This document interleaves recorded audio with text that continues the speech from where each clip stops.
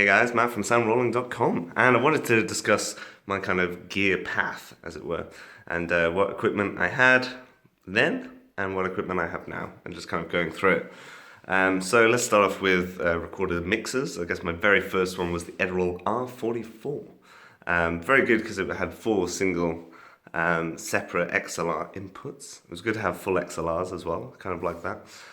Started off with the NTG2. And then eventually, I think 6 months later, I actually bought a set of G3s, which I still have today, very battered. But G3s are great just to work with.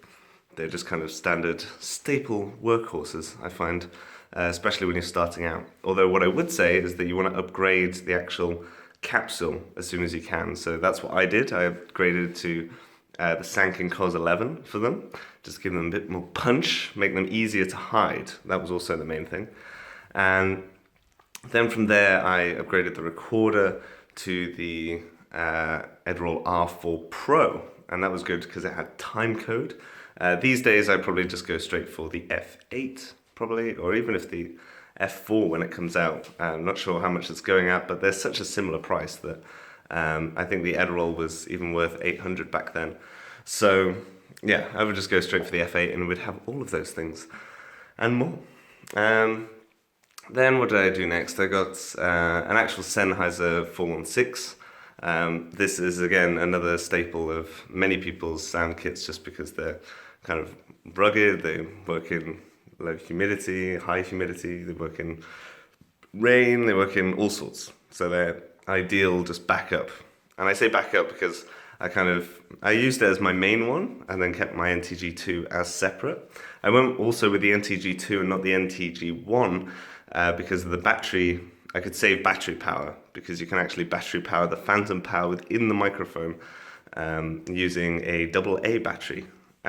So that obviously just gave me a few extra hours of recording. Then, what did I do? So from there, I upgraded to the 664 sound devices, and that was good. I wanted to get a mixer. 633 hadn't come out yet, so I must have got this when was it? 2013? 2013, February, I think.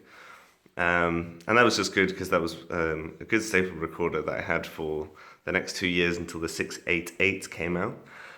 Never went for the 633. I think I would buy one in conjunction with having a 688, but I was trying to do lots of features at the time, and I have found overall that it's been very useful, and I have been able to use, for instance, more than 6 inputs, and so it's just it's been better for me to get a bigger size recorder.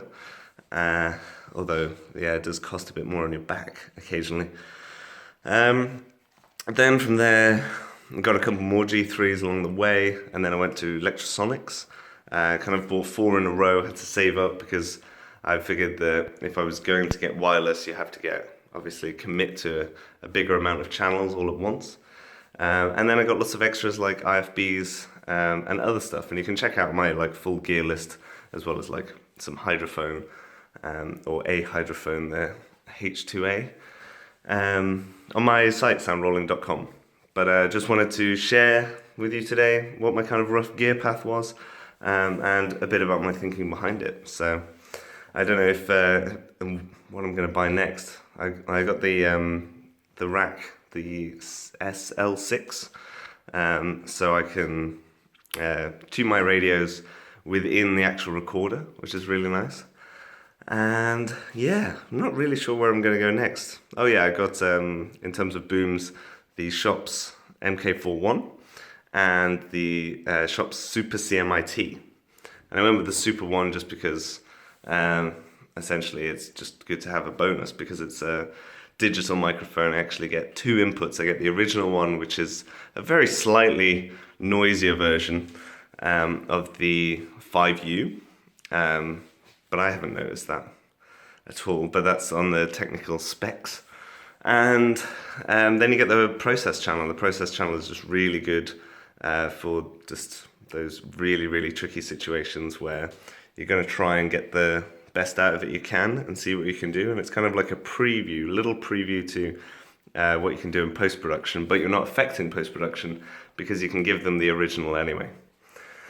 So that's kind of my gear run. I don't know what equipment you have or what equipment you're thinking of buying, but let me know in the comments. And if this video helps you, then you can always click like and more people can actually see it, which is a bit bizarre.